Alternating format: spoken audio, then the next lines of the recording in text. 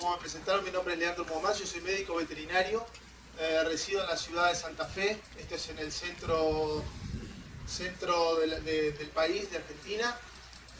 Vivo en una zona agrícola ganadera donde la lechería y el engorde de animales es nuestra principal fuente de ocupación en el campo, también de que la soja, como decimos nosotros, soya, como dicen acá, ha avanzado y ha arrasado con todos los campos. La ganadería sigue siendo importante.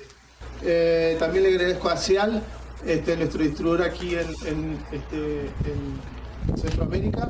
Yo trabajo en una compañía que se llama Christian Hansen, es una compañía de Dinamarca que está especializada en la producción y venta de cultivos para la industria de la alimentación, tanto humana como animal, donde los procesos fermentativos son los que ayudan a mantener los alimentos conservados. Así como hablaba la doctora de que una manera de conservar alimentos y diferirlos de una época de alta disponibilidad o querer guardarlos en el tiempo es la deshidratación, en este caso la investigación que ellos hicieron. Otra manera de conservar forrajes y poder diferir forrajes desde una época de alta cantidad de lluvias o buenas condiciones climáticas para dar en épocas de bajas condiciones, de tal manera de poder mantener una alta carga animal o ganancia de peso.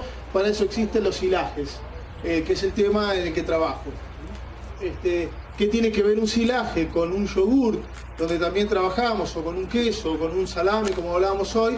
Son procesos fermentados, digamos, que se conocen, como decía el ingeniero Pérez hoy, se conocen desde hace miles de años. La fermentación no solamente nos proporciona rica cerveza para tomar y fresca, sino forraje para el ganado.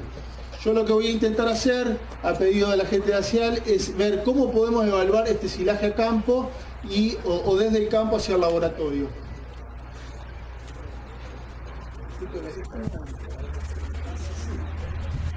Bueno, como algo adelanté, la definición del silaje es un material producido a través de la fermentación controlada de un cultivo con alto contenido de humedad. O sea, para que ocurra fermentación debe haber humedad, debe haber un sustrato, que es el alimento que tienen las bacterias, en este caso azúcares, aportado por la planta, y debe haber condiciones de anaerobiosis, o sea, falta de oxígeno, por eso se compacta un silo, y debe haber microorganismos vivos. Con eso se logra la transformación bioquímica, quizás es un término un poco difícil, pero es la transformación bioquímica de azúcar a ácidos. Esos ácidos hacen que la acidez o el pH del medio baje y podamos guardar forraje a través del tiempo. Yo, si bien me dijeron que acá está bien claro que es un forraje conservado a través de un ensilado, me voy a tener que tomar 5 minutos para explicarlo nuevamente, porque en función del proceso de ensilado o de conservación a través de la acidificación, luego podemos entender qué es lo que vamos a encontrarnos cuando abramos la bolsa. Hoy, la bolsa o el silo. Hoy fuimos a ver un silo aquí y una persona dijo: a mí me gustaría saber con qué me voy a encontrar cuando abra el silo. Si nosotros entendemos un poco esta mecánica, siempre vamos a saber con qué nos vamos a encontrar, si previamente entendemos que es el proceso de ensilado. A veces digo esto como la medicina: para ser médico y poder curar enfermedades, primero hay que entender un organismo sano. Entonces voy a explicar brevemente qué es un silo y para poder luego entender de qué voy a hablar. En el silo, una vez que nosotros cosechamos el material, lo cortamos, lo picamos y lo compactamos, esto no señala mucho, pero ahí hay un momento que dice 0. Claro, pero la luz quería, pero bueno, no importa. Ahí hay un momento donde dice 0, ahí empieza a haber una fase de las plantas están respirando, el oxígeno es una línea roja que está ahí, que va bajando. En la medida que compactemos el material, ese oxígeno remanente va a ser menor, ese oxígeno va a producir pérdidas dentro del material por respiración, va a haber calentamiento y crecimiento de microorganismos no deseados. Una vez que ese oxígeno se consume, se genera dióxido de carbono, se empieza a producir, la línea verde lo indica, el ácido láctico, que es producido por bacterias. También se producen otros ácidos, pero principalmente ácido láctico, que va a hacer que el pH, que está representado en la línea azul, baje. Cuando el pH baja, o la acidez se genera, el resto de los microorganismos deja de multiplicarse y logramos algo que se llama una fase estable o donde el silo podemos guardarlo a través del tiempo. Ese silo que abrimos hoy tenía 70 días de producido, lo dejamos cerrado, no pasa nada. O sea, lo podemos guardar a través del tiempo. El tema es que después viene una fase de apertura del silo, que es acá, el día que decidimos abrirlo. Dependiendo de cómo esté confeccionado y los mecanismos que use, lo puedo abrir a los 2 o 3 días o puedo esperar 60 días para abrirlo, 30 días, dependiendo cuándo se haya logrado la acidificación. Y una vez que lo abro, si ustedes ven, el oxígeno comienza a ingresar porque lo empezamos a extraer y ese oxígeno empieza a deteriorar el silo. Durante la fase de cerrar, mientras el silo permanecía cerrado, la acidez mantenía eso como si fuera una conserva de alimentos cerrada. Una vez que yo lo abro, empieza a beber aire y hay microorganismos que estaban guardados ahí adentro, inhibidos, que empiezan a consumir los ácidos que mantenían eso fresco. Empieza a generarse un aumento del pH, o sea, se pierde la acidez, empieza a haber calor y refermentación y pérdida del silaje. Eso lo tenemos que evitar. En todo si entendemos un poco este proceso, luego todo lo que yo explique va a ser siempre más fácil. Ahora, ¿por qué ensilamos? Ya lo dije un poco al comienzo, la alimentación representa altos costos, lo mencionaba la doctora en Colombia, y les aseguro que en cualquier parte del mundo la alimentación es costo bastante alto y cada vez más alto en la medida que los animales queden desplazados por cultivos de alto valor agronómico. Para que la alimentación, poder diluir los costos, la producción de silajes de alta calidad puede reducir el incremento del uso de concentrados, fundamentalmente en lugares donde hay que importar maíz. Digamos, producir alta cantidad de concentrados de buena calidad nos puede hacer reducir los costos. Y la calidad del ensilaje de maíz de sorgo está primeramente influenciada por la madurez del grano a la cosecha, el largo de picado y el tiempo de guardado. Estas son reglas generales que quiero dejar en claro a medida que avancemos. Solo para que tengan una idea, en el año 2016-2017 en mi país, en Argentina, se picaron, o sea, se cosecharon para silo 1.700.000 hectáreas. Para que se den una idea, 10 años antes solo se picaba la mitad y en el año 2001 solo picábamos 100.000 hectáreas, se destinaban el país para hacer silo. O sea que el crecimiento de la superficie destinada a silo es exponencial y tiene una relación directa con la producción de soya. Cuanto más cultivos de alto valor para la agricultura se ocupa, más superficie, más se encierran los animales, más confinamiento y más necesidad de forma intensiva. Se ocupa igualmente para leche como para carne. Los silos aéreos son los que vimos acá y nosotros utilizamos el 76% de las formas de guardar el silo son en tipo manga o bolsa, que le permite a productores medianos y pequeños tener una buena cantidad de silo extraído a través del día sin sufrir deterioro.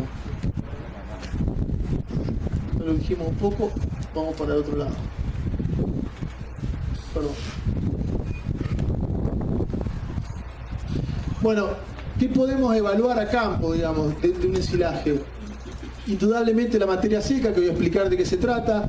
Podemos evaluar olores, podemos evaluar color de un silo, temperatura y ver qué nos puede decir cada uno de esos. ¿Qué significa un silo amarronado? ¿Qué significa un olor fuerte? Que por ahí suele haber bastante confusión de lo que significan. Luego evaluar la densidad, o sea, qué tanto lo hemos compactado, el tamaño de picado, cómo evaluarlo, el uso de zarandas para estratificar ese forraje, cómo se muestrea un silo, qué muestrear, cómo, cuándo, qué análisis de laboratorio pedir, cómo interpretarlo. Eso vamos a tratar de ver en un rato en el transcurso de la charla. Y hay una cosa que es bien interesante, digamos, la evaluación de un campo, de un silaje se puede hacer a campo y se puede hacer en un laboratorio. Ahora la pregunta podría ser, ¿una evaluación reemplaza a la otra? La respuesta es no.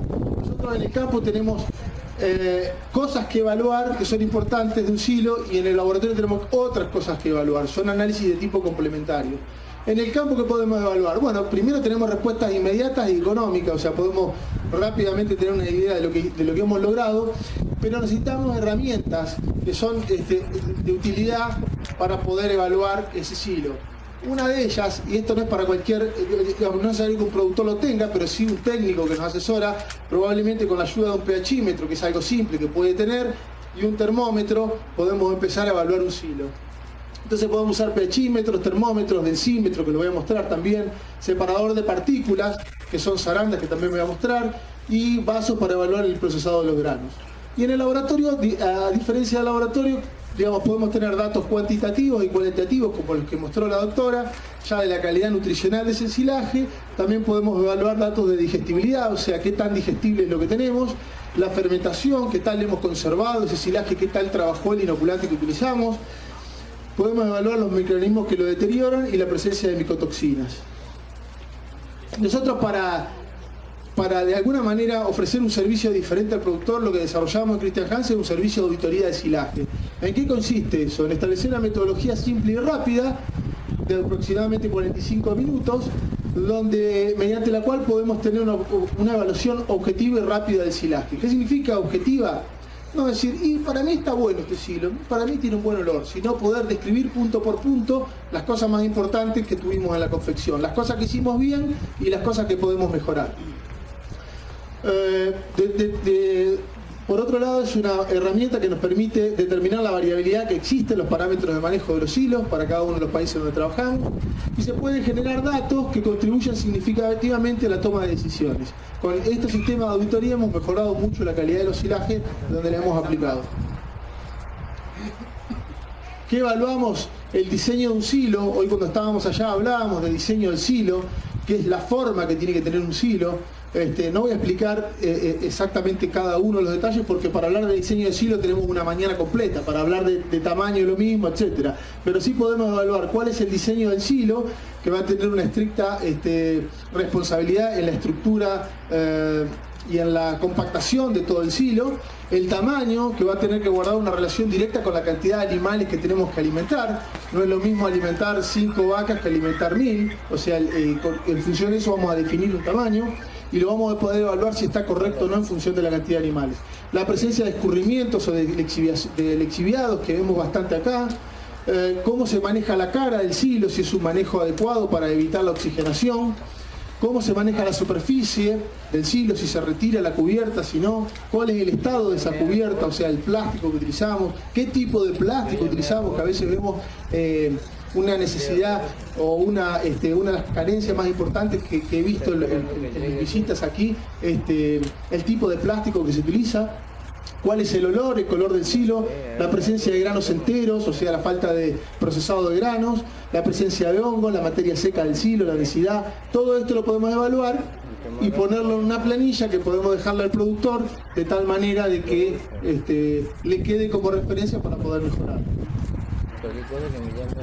El momento ideal de cosecha creo que está bastante entendido, pero vale la pena repasarlo. Normalmente un silaje de maíz debería tener no menos de un 30% de materia seca y no más del 40%.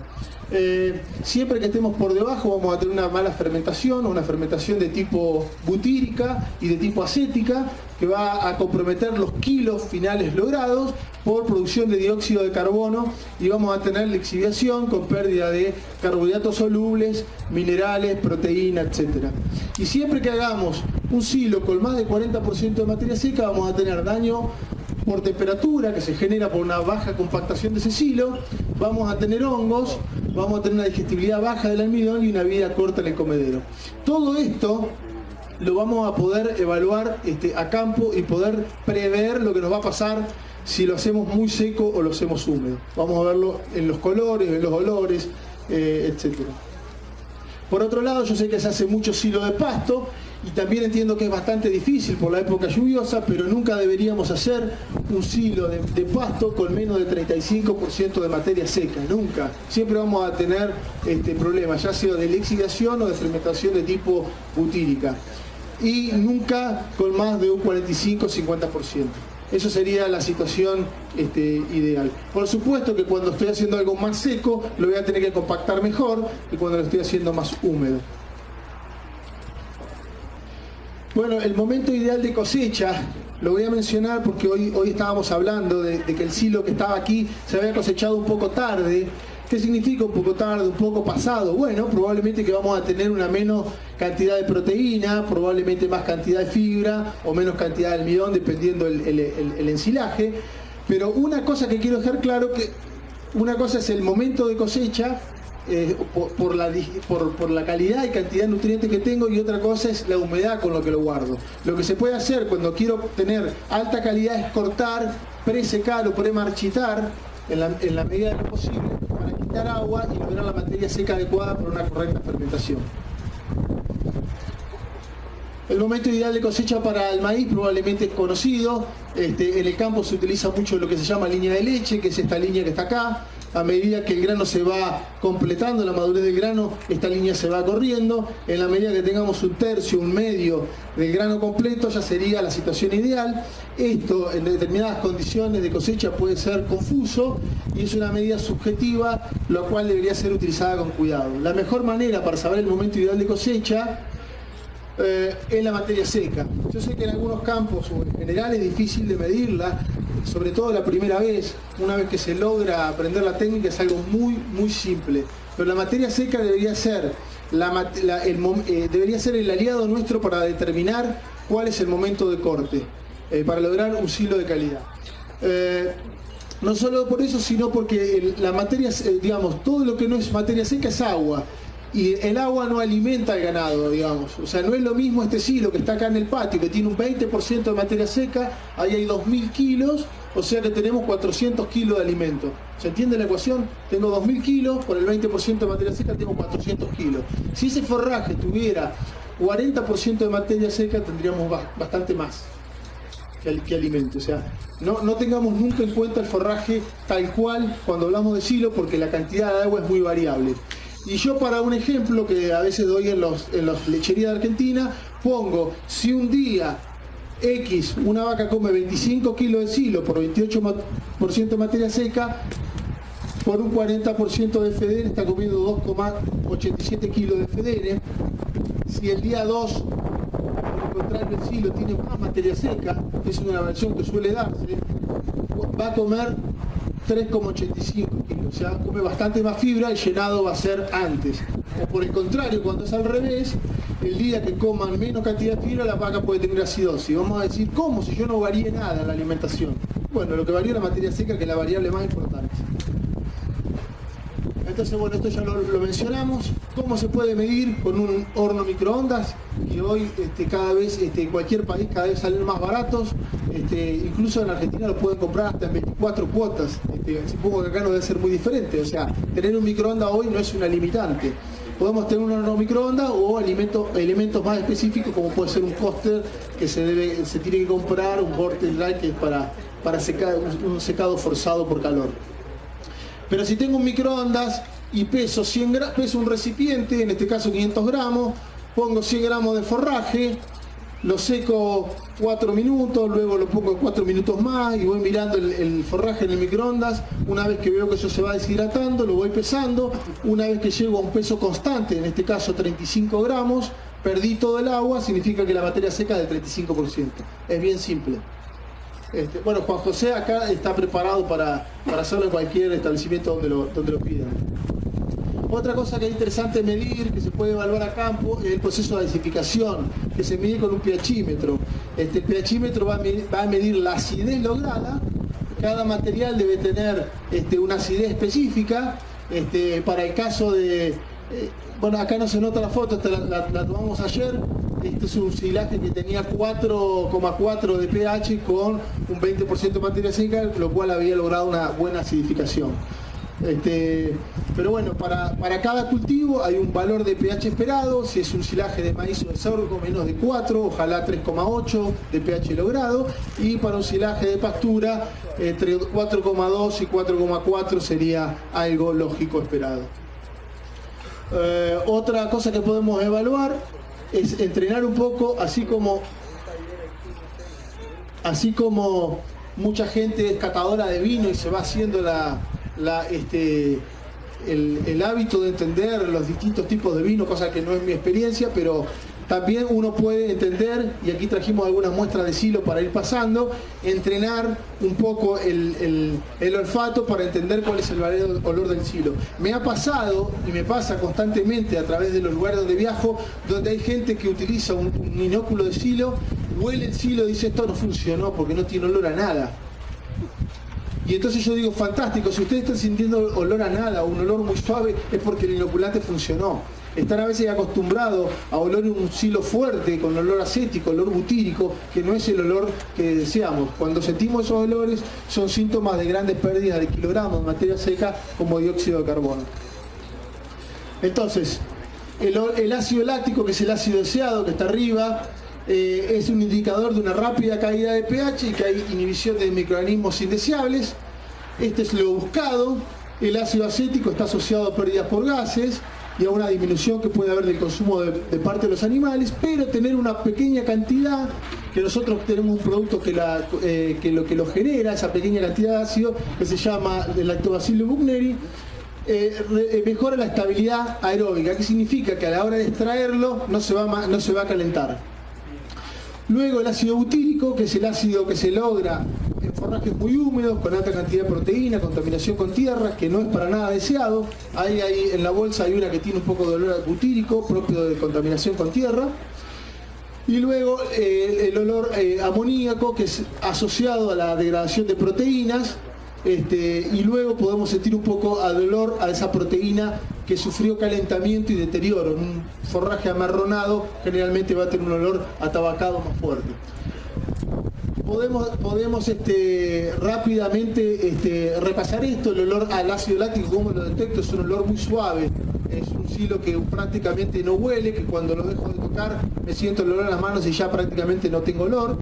El ácido acético es el olor a vinagre, es un poco más fuerte, penetra la nariz. El ácido butírico es el olor, básicamente, como decimos, a podrido. La proteína que se ha fermentado es como una carne podrida, un pescado podrido. Ese es el peor de los olores, que cuando llegamos a la casa a la noche todavía tenemos olor en las manos. No es deseable encontrar ese olor en el silo. Y luego, cuando se calentó, por baja compactación o baja tasa de extracción, hay nitrógeno insoluble en detergente ácido y eso tiene un olor a café, medio a tabaco, tampoco es deseado. Por último, el etanol, que es producto de la degradación por parte de las levaduras, que también es un olor alcohólico. Ninguno de esos olores por debajo es deseado. Aquí está un poco descrito nuevamente, pero por una cuestión de tiempo lo vamos a pasar. Esto está disponible para ustedes. Y luego, las cantidades de ácidos encontradas y de pH, lo podemos ver en los análisis de laboratorio, también van a tener una relación con la fermentación que tuvo ese silo, o sea, un pH adecuado para cada uno de los cultivos y la cantidad de ácido láctico encontrado dentro de la materia seca, el ácido acético y el ácido propiónico, tiene una relación alta con lo que ustedes van a oler en el silo. Los colores, ¿cuál es el color que debería tener un silo? Es una pregunta frecuente. ¿Alguien me puede ayudar con esto o no? Pero por supuesto, habría que dar premio al señor que participa. Gracias. Claro, el color de lo que yo estoy ensilando en el momento del corte debería ser el color de lo que yo tengo. Cualquier desviación de eso va a estar indicando que algo en la fermentación no ocurrió de manera adecuada. ¿De acuerdo? Entonces, vamos a ver... Una consulta. Sí. Porque yo ensilo... Tengo una consulta es con el botón de oro. Me pasa que cambia el color a negro. Todo el resto de material está color normal y el botón de oro cambia como un color negro. ¿Usted está mezclando? Sí, señor. Bueno, la pregunta es válida. Yo no conozco botón de oro, pero vi la característica nutricional que la doctora expuso. Lo que suele pasar, y acá puede ser algo polémico lo que diga, yo entiendo de que muchos de ustedes, porque he recorrido fincas, les gusta mucho las mezclas, les gusta mezclar, digamos, diferentes materiales. Entiendan de que cuando mezclan, probablemente el botón de oro con un pasto más húmedo, lo que le va a ocurrir al botón de oro que se pone en una fermentación de tipo butírica. Es muy probable. No lo he visto, no quiero aventurarme a lo que pasa, pero siempre que uno mezcle un forraje más húmedo con uno más seco, ¿qué va a pasar adentro del silo? Bueno, lo que esté húmedo probablemente se fermente de manera butírica, y más si tengo agregado de proteína, puede dar una fermentación de tipo butírica. El pH va a estar alto. Lo que habría que evaluar ahí es si el pH de lo negro está bajo. ¿Y en cuánto tiempo lo logró? Eso probablemente ya es una materia de investigación, digamos, decir, bueno, yo hago esta mezcla, la pongo en un pequeño silo, voy a volver para atrás, la pongo en un pequeño silo y mido el pH a las 24 horas de que hice el silo, a las 48, a las 72, a las 96, a las 120 horas. ¿Está? Voy midiendo probablemente la parte que tenga el botón de oro. Si se pone negro es porque probablemente el pH no bajó y hay fermentación de tipo butírica. Eso es lo que puede estar pasando. No sé si tienen una experiencia para comentarnos. Gracias. Lo que pasa es que sucede normalmente eso con el botón de oro cuando no se deja, digamos, deshidratar un poco, sino que en fresco prácticamente con el contenido de humedad tanto del botón como del pasto.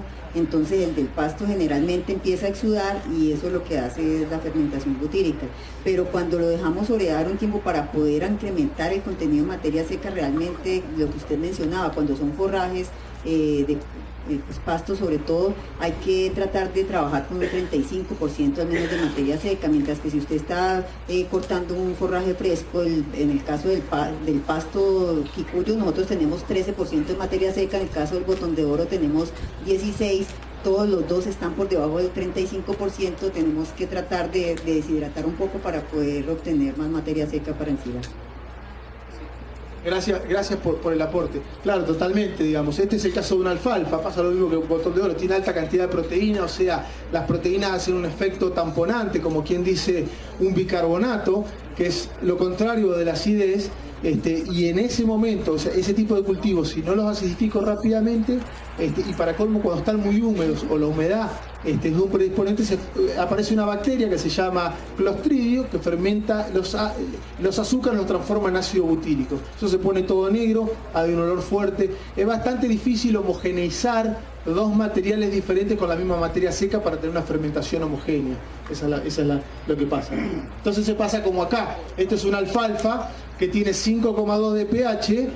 Y claro, pasaron 120 horas y ya está medio negruzco. Y se fijan aquel que está inoculado, en 120 horas ya tiene un pH de 4,5, el Clostridio no multiplica por la acidez, entonces tiene un color verde, medio oliva, un olor muy agradable, y el otro tiene pérdidas, tiene olor, el animal lo rechaza, pierdo kilos, pasa más o menos eso. Bien. Bueno, por supuesto que los colores se deben a la diferencia de los cultivos. El color de amarillento es normal, en un caso de un maíz, porque es el color de la planta y está asociado a una buena fermentación. Color negruzco está asociado con ácido butírico, que es lo que les mencioné, y proliferación de Clostridio. Color café, tabaco, caramelizado, está asociado con calentamiento excesivo. Vamos a ver algunas fotos para que sea un poco más fácil de visualizar. Luego hay líneas de demarcación en silos grandes. Hemos visto acá silos grandes que por algún momento se para de cosechar o llueve y tienen líneas de demarcación. También son asociados a pérdidas por tierra, por ácido butírico. Y color gris o blanco asociado a hongos. Esto sería, para el caso de un silo de maíz, un color normal. O sea, puse esta foto, pueden ver un corte homogéneo, pueden ver un color lindo, pueden ver grano todo partido, y cuando uno siente el olor de esto indica que una fermentación ha sido muy buena y probablemente el pH esté por debajo de 3,8. Acá ven el caso de un plástico que no cumplió con su función. Este silo fue guardado por más de un año en condiciones de temperatura como las que se forman acá. El plástico dilata, genera porosidad, entra aire y se genera consumo de azúcar y ácidos, se genera agua, calor y fermentación de tipo butírico, putrefacción. Acá también multiplican bacilos que estaban esporulados y levantan la temperatura de ese silo hasta más de 60 grados muchas veces. Y esa temperatura es la que genera ese color, digamos. Este es un color negruzco, típico también de temperatura. Acá también hubo una alta temperatura del silo por falta de compactación. Se ve ese color amarronado, negruzco. Todo eso no sería normal encontrarlo. Por ahí van a encontrar un silo que no todo está así, pero cuando encontramos una parte y evaluamos la pérdida, es una cantidad de dinero impresionante lo que se pierde. Entonces tenemos que evaluar por qué está negro y siempre hay una manera de evitarlo. O sea, no se resignen a creer que esto es normal dentro de un silo. Cuando encontramos este color gris, básicamente son hongos, ya hubo un proceso de calentamiento súper excesivo, el pH ya no es más bajo como era y ya hay crecimiento de hongos y levadura y todo tipo de microorganismos de deterioro. Ya esto sí está totalmente perdido.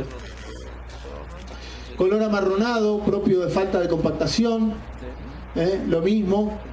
Fíjense un silo con una mala estructura, o sea, que no tenga un buen diseño, como en algunas partes está bien y en otros lugares está más seco o está más oscuro, propio de que ahí hubo incremento de temperatura. Lo mismo, este silo, si ustedes ven, por ahí si uno no le presta atención pasa todo desapercibido, pero pueden ver acá partes que tienen un color y allá tiene otro. Bueno, la concentración de ácidos, el pH logrado, la densidad de ese silo fue diferente. Y la temperatura es clave en la evaluación de un silaje a campo, para ir terminando con las partes estas, es la utilización de un termómetro. Tengo un termómetro digital que yo lo pongo a una distancia del silo, prendo una luz infrarroja y me dice que esto tiene 35 grados. Bueno, ¿cuál es la temperatura que debería tener un silo? Es una pregunta que les puedo hacer, si alguien me puede ayudar. Creo que alrededor de 4, de pH 4. La temperatura, digo. Temperatura. Temperatura ambiente. Bien. Bien. Es correcto, evidentemente lo tiene bien claro. Debería ser la temperatura ambiente en un silo. O sea que si hoy está haciendo 30 grados, ese silo que abrimos hoy no debería tener más de 30 grados. Salvo en determinadas situaciones, en silos muy grandes, que aquí no los he visto, pero en silos muy grandes, que tienen 30 días de confeccionados, 60 días de confeccionados, el silo, la temperatura normal puede ser de hasta 9 grados de la temperatura ambiente del día de cosecha. ¿Está? Porque siempre se incrementa la temperatura en un silo. O sea, si hoy cosecho con 30 grados, ese silo a los 2, 3 o 4 días va a llegar a 38, 40 grados. Es normal un cierto incremento. Cuanto más oxígeno deje, más se va a elevar la temperatura. Pero es normal. Y ese calor generado, si está bien hecho el silo, toma su tiempo que se disipe. Después lo que vamos a tener que aprender es a diferenciar cuál es un calor de fermentación inicial y cuál es un calor de deterioro. Pero un termómetro es un aliado fundamental para entender si estamos manejando bien el silo. Porque la temperatura del silo, como bien dijo el señor, debería ser la temperatura ambiente más o menos 2 grados. ¿Está? Cuando hay un silo con más temperatura que eso, o hay diferentes partes del silo que tienen más temperatura que eso, indica que está habiendo multiplicación de levadura, que están consumiendo los ácidos, que están elevando el pH y que están deteriorando el silo. Entonces, tocamos temperatura, estamos tocando un problema. Para eso un termómetro, excavar un poquito y medir la temperatura con un termómetro o clavar un termómetro de pared es el mejor aliado que podemos tener para saber si estamos manejando bien un silo.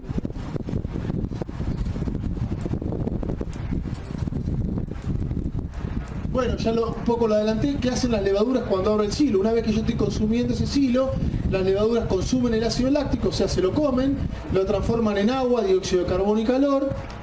Entonces el ácido, que era el que mantenía el silo fresco, hacen que el pH suba, y luego, como crece el pH, crecen ya un montón de microorganismos, hongos y de producción de micotoxinas.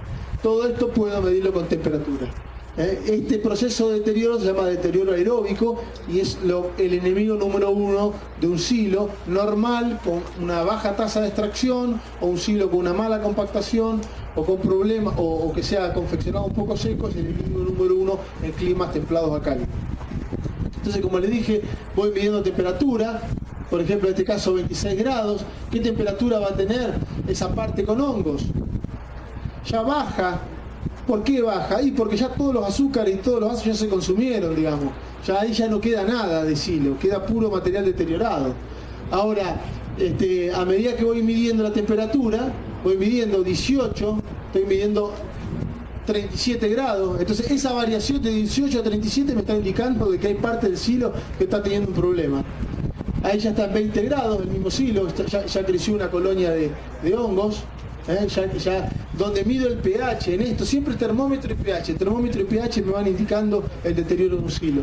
Ya cuando veo esto, ya el pH está alto, si no, no hubieran crecido esos hongos. En algún momento el silo tuvo un pH superior, o está refermentando, o fue en el momento de la cosecha por una falta de compactación.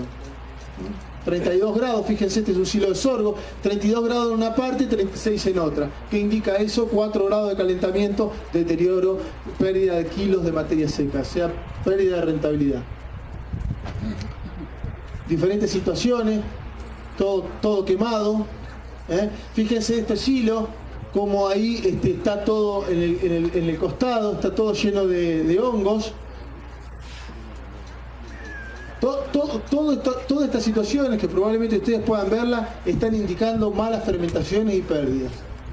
En este caso la parte de arriba es muy evidente, entonces a veces uno dice son 20 o 30 centímetros, pero si uno se toma el trabajo de tomar con un garfio y correr un poco la parte expuesta, empieza a ver los diferentes colores, los diferentes pHs, y está viendo que tenemos un silo de una calidad muy, muy irregular.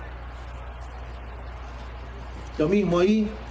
Y luego algo que se puede evaluar, sobre todo en dietas de vacas lecheras de alta producción, es el tamaño de partículas. Estábamos viendo el silo que tenemos acá, si ese silo se va a ocupar en un TMR, o sea, una dieta total mezclada, y tenemos tamaño de partículas desuniformes, probablemente, por más que hagamos un análisis bromatológico de ese material, va a haber selección en el comedero y probables problemas de acidosis por falta de uniformidad en el tamaño de partícula. Para medir el tamaño de partícula, lo recomendable, no lo he visto mucho aquí, pero algunos lo deben conocer, son estas arandas que están desarrolladas por la Universidad de Pensilvania, que simula la estratificación ruminal del forraje en 4 capas, y yo coloco una cantidad de forraje, 200, 400 gramos, y deberían quedar en la bandeja de arriba de 3 a 8% de forraje que puse, en la segunda el 45 al 65%, en la tercera el 30 a 40% y así. O sea, hay una guía que me dice cómo debería estar procesado ese forraje. En la medida que utilice máquinas grandes, esa uniformidad es lograda. Cuando usa máquinas más pequeñas, tengo que ir afilando las cuchillas e ir regulando para lograr una buena uniformidad. La compactación, creo que acá está bien entendida, permite un rápido inicio de la fermentación, disminuye las pérdidas y reduce la penetración de aire una vez que estoy abriendo el silo y lo estoy suministrando. Permiten una menor presencia de hongo y calentamiento. Ahora, lo interesante es no tener una opinión subjetiva de la compactación, sino poder evaluarla, y es extremadamente fácil evaluar la compactación, digamos. Lo que tenemos que tratar es lograr un mínimo de 225 kilogramos de materia seca por metro cúbico, o en su equivalente de materia verde o tal cual, 700 gramos.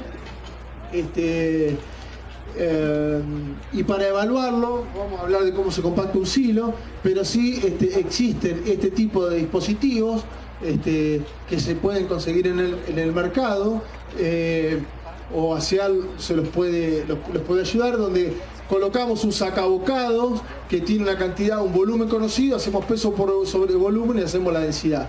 O sea, eso lo medimos en 2 o 3 lugares y rápidamente sabemos si el año que viene tenemos que comprar un tractor más grande, o ponerle más peso, o entregar material de manera más lenta, o buscar una estrategia de poder aumentar la densidad.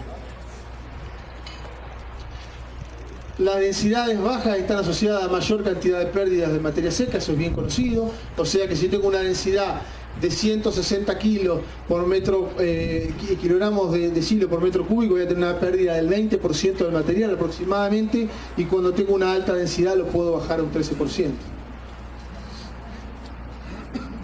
El procesamiento de los granos, fundamentalmente para el maíz, también se puede medir a campo. Tomamos un forraje, tomamos un vaso grande, y ahí podemos ver que dentro de ese vaso no haya más de 2 o 3 granos que estén partidos por la mitad. Todo debería estar partido en más de 4 o 5 pedazos por lo menos. También puedo humedecer ese forraje y y con el peso diferente de los granos poder colarlos de alguna manera y poder evaluar si están partidos de manera adecuada. Este procesamiento de grano también se puede medir en laboratorio con una metodología que se llama KPS o Kernel Processing Score. Uno manda la muestra al laboratorio y ellos hacen la determinación del laboratorio y le dicen si está bien procesado o no. Lo que pasa es que ya toma más tiempo y no es una determinación tan rápida como la que podemos hacer en el campo. Y luego me queda para cerrar decirles qué muestrear, qué análisis y qué interpretación hacer. Es una pregunta frecuente. Bueno, me dicen qué hago, cómo, cuándo, dónde. Son preguntas frecuentes. ¿Por qué tengo que muestrear un silo? Siempre que ustedes tengan una finca y quieran mejorar o reducir sus costos de alimentación, tienen que medir, porque si no mido no lo puedo manejar, no sé lo que tengo. O sea, tengo un pasto fermentado entre 30 y 40% de materia seca y no sé más nada que eso. Ahora, determinar el perfil nutritivo, el perfil de fermentación y la recuperación de energía nos va a permitir lograr mayor consistencia o menos variabilidad en la alimentación. Y insisto, uno de los mayores costos de la alimentación es la sobreformulación, poner un poco de más de concentrado porque no sabemos lo que tenemos en el establecimiento. Indudablemente que cuando por el otro lado una formulación más baja con inconsistencia tengo una producción deficiente, puedo tener problemas sanitarios fundamentalmente asociados a la acidosis o la mala alimentación. Bueno, ¿cuándo puedo muestrear un silo? Bueno, hay gente que muestrea antes de cosechar. Digamos, mucha gente manda antes de cosechar una planta y en el laboratorio pregunta cuál es la materia seca, porque no tiene ganas de hacerlo, o porque quiere saber cuáles son los nutrientes que había antes de hacer el silo y después lo compara con los nutrientes que había después y puede evaluar pérdidas. Para determinar el punto óptimo de cosecha o la digestibilidad en el momento de cortar.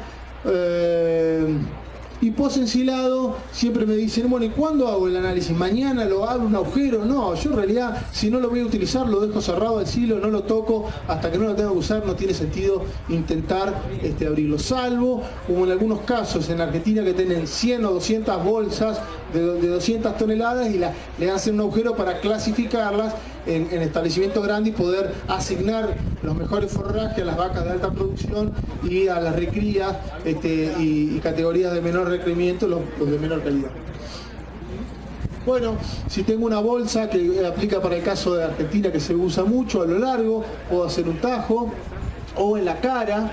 Si tengo un puente o una trinchera, puedo mostrear en X, o sea, puedo mostrear en la parte alta, en la parte central, en la parte baja, en forma de X, y con eso hacer una muestra grande, mezclarla en un balde y hacer una submuestra con un cuarteo, corto en 4 y mando una parte.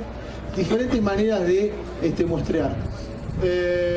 La muestra tiene que ser lo más rápido, lo más representativo posible. Se debe enviar entre medio kilo y 1 kilo al laboratorio, no más que eso, no es necesario mandar 10 kilos, sino hacer una buena cuarteo o selección de una submuestra. En el caso que estemos tomando una muestra hoy, la vamos a mandar pasado mañana al laboratorio, quitar el aire del silaje lo antes posible, compactar bien esa muestra y en la medida que pueda refrigerarlo, la situación ideal es ponerlo en una heladera. Si veo que lo voy a mandar la semana que viene, lo guardo en el freezer. ¿Está? Salvo que quiera pedir algún tipo de hongo micotoxinas, en ese caso no sería lo lógico enfriar, sino mandarlo rápidamente. En el freezer puedo dejarlo mucho tiempo. Después, esto no lo voy a explicar, pero sí decirles que claramente para cada análisis que yo hago hay un indicador de calidad. Estos indicadores de calidad no los determino yo, sino gente que realmente estudia eso. Y podemos decir que, por ejemplo, por una vaca lechera de alta producción, un parámetro de calidad para un silo de maíz es tener una FDN o fibra detergente neutro baja lemina, baja fibra indigestible, alta FDN digestible a las 30 horas, alta digestibilidad total de la FN del tracto digestivo y alta cantidad de almidón. Después cada laboratorio le va a dar los valores de referencia.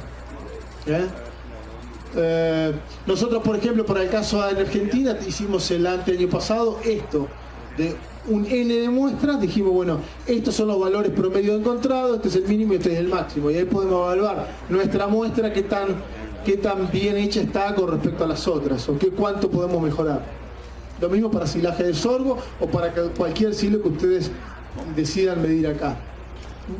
Y este es un reporte clásico de NIRS, que es una tecnología rápida de evaluación de silo, donde claramente veo que ustedes no van a poder ver la cantidad de información que hay acá, pero es un ejemplo que cada uno de estos puntos que está colocado acá, de proteína cruda, proteína soluble que fue mencionada, proteína ligada al calor, alguna idea de los minerales, la ceniza que tiene relación con la contaminación con tierra y el nivel de minerales, la cantidad de azúcar, la cantidad de almidón y la digestibilidad ruminal de ese almidón, el perfil de fermentación, saber ver qué tan bien fermentó ese silo.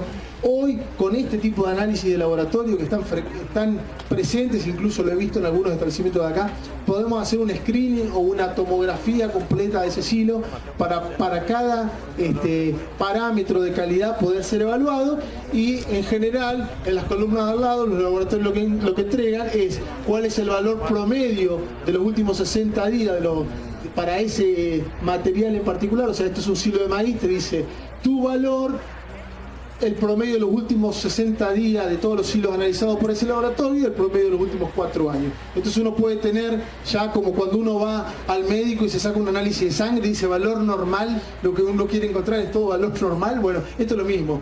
Puede encontrar en un silo, esa tarjeta roja me está echando. Bien, gracias. Pensé que ya, que roja ya era expulsión directa. Me tenía que haber sacado 2 amarillas primero. Vamos entonces, ya estamos terminando. Entonces, este es solo para mostrarle un ejemplo de la cantidad de cosas que hoy los laboratorios nos pueden dar. Lo mismo la curva de digestibilidad de ese forraje. Esto es una simulación, o sea, se hacen ecuaciones que simulan qué pasaría con el forraje ese adentro del rumen de la vaca. Esto es medido en 48 horas y ese es el porcentaje o la degradabilidad de esa fibra dentro del rumen. ¿Qué pasaría si yo coloco ese forraje y mando al laboratorio dentro de un rumen a través del tiempo, digamos? Cuanto más rápido se degrada esa fibra, indica que te puedo dar mayor cantidad a ese animal y más puedo reemplazar concentrados. Esto es lo mismo para un silo de sorgo. Fíjense la digestibilidad. Este lo puse porque es un contraste. Fíjense el silo de maíz. Acá está lo mínimo esperable, lo lógico, lo esperable para una vaca de alta producción, y esto es cómo se comportó este silo dentro de la digestibilidad de la fibra. Y fíjense el caso, el ejemplo de un sorgo, que a veces puede tener exactamente los mismos niveles de fibra, pero cuando uno evalúa la degradabilidad ruminal es bastante más baja, y muchas veces explica por qué la diferencia entre un cultivo y el otro, ¿no es cierto? Más allá de los niveles de almidón. Lo mismo para un silo de alfalfa, o sea, para un alimento proteico. Podemos evaluar la fermentación, quizás eso es una cuestión más técnica para que no es tan fina, digamos, pero que es más fina, más de laboratorio, decir, bueno, esto anduvo bien, o más para investigación. Pero hoy, si queremos saber si fermentó bien un silo, lo podemos determinar rápidamente. Quizás 10 años antes era más difícil. Hoy todo se puede pedir dentro de un combo de análisis de laboratorio que no son tan costosos. Tenemos los datos de referencia, y lo mismo puede hacerse con un análisis microbiológico. Puedo medir la cantidad de levaduras que tiene un silo, que no son deseables, la cantidad de ácidos, como dijimos, de hongos, y podemos ver cuál es la correlación, esto para terminar, entre un silo con una cara que aparentemente está bien manejada. ¿Por qué? Y bueno, porque vemos que está bien parejo, bien quitado el silo, pero cuando mido la temperatura con una cámara termográfica veo que el silo está caliente. Y esa temperatura, cuando mido levaduras y hongos, veo que hay una alta cantidad de levadura y hongos. ¿Y por qué? Bueno, tiene una correlación con el grado de oxigenación que estoy teniendo en ese silo. O sea, cuanto más oxígeno entre, a veces por más que maneje bien la cara, encontramos una alta cantidad de levadura y hongos. ¿Y eso por qué? Porque la densidad de ese silo es baja. Todo puede ser explicado hoy con las metodologías de laboratorio que hay. Por otro lado, veo que un silo está frío, que no hay temperatura, y abajo no se lee, pero hay prácticamente ninguna multiplicación de hongos ni levaduras. ¿Está? Eso también lo puedo medir. No necesito una cámara termográfica, con un termómetro que pueda clavar ya está. Y lo mismo en un silo bolsa. ¿Dónde creen que hay menos compactación? Indudablemente que en los bordes, donde está caliente. Y cuando yo hago un análisis microbiológico de ese silaje, voy a encontrar que en la parte central hay desarrollo de levaduras, pero mucho menos que en los bordes donde el silo calentó, digamos, donde hay más oxigenación. Hay valores de referencia para todo, así que hoy estamos en condiciones aquí en Costa Rica y creo que en la mayoría de los países de Centroamérica, de decir que hoy todo lo que queremos medir en un silo lo podemos medir rápido y de manera fácil con la ayuda de tecnología como esto, con técnicos que ofrezcan servicio y con el apoyo de un laboratorio. Así que eso es todo lo que quería decirles. Gracias. ¿Preguntas? ¿Por este lado? No, acá. Sí, don Leandro, se habló todo muy bonito de lo que es ensilado, pero no se habla nada de lo que es el tipo de material especial, qué material para taparlo, porque veo un silo bastante grande ahí. En el caso mío he estado utilizando algunos plásticos, de vez en cuando dan problemas, como usted mismo dice, pero tiene que haber un material más específico. Sí, sabes que tenía 40 minutos para hablar y me parece que es poco tiempo para el desarrollo y claramente dije, los plásticos están quedando fuera. Hice alguna mención. Voy a tratar de explicarlo brevemente, digamos. Hay diferentes tipos de plásticos y particularmente creo que acá se usa uno negro de un micronaje que desconozco, digamos, pero no sé cuál es el grado de porosidad de los plásticos. Idealmente, luego de compactar bien un silo y se genera la cantidad de ácidos, debo tapar de manera adecuada. Ya voy a explicar qué y cómo. Esto equivale a decir, si yo hago una conserva, o sea, coloco verduras en vinagre, ¿cómo le llaman acá? ¿Conservas? ¿Picles? ¿Cómo le dicen? Conservas. Y dejo el frasco abierto, voy a tener problemas. Y esto es lo mismo. Es frecuente encontrar acá una gran cantidad de pérdidas en la parte superior. Eso se debe básicamente por dos o tres cosas. Primero, el diseño de los silos tienden a ser extremadamente angulados, creyendo de que se va a perder menos en la parte superior. Entonces los tractores no pueden pisar de manera adecuada todo el silo y tenemos bajas densidades en la parte superior. ¿Está? Con los silos más triangulares eso se evita. En segundo lugar, se utilizan plásticos con baja densidad o con baja cantidad de micronaje. El micronaje del nylon mide el grado de porosidad. Deberíamos utilizar al menos 200 micras. Un nylon de al menos 200 micras y arriba de ese nylon de 200 micras taparlo con tierra. Claro, yo digo tapar con tierra y a lo mejor el 50% de los que están acá me dicen, yo eso no lo puedo hacer. Y es lógico, digamos, porque cada campo, cada finca es un mundo diferente. ¿Está? Entonces, ¿qué pasa? Hay otras alternativas y bien buenas. Existen los plásticos que se llaman barreras de oxígeno. ¿Ustedes lo han escuchado nombrar? Son plásticos que van debajo del plástico tradicional, que son incluso más finos, pero que son extremadamente impermeables al oxígeno. O sea, los plásticos tradicionales que ustedes utilizan tienen poros y esos poros se dilatan con el calor que hace y entra aire. Entonces, o entra aire o el diseño hace que quede aire del lado de abajo, entonces tenemos combustión de una capa de a veces de 15, 20, 30 centímetros.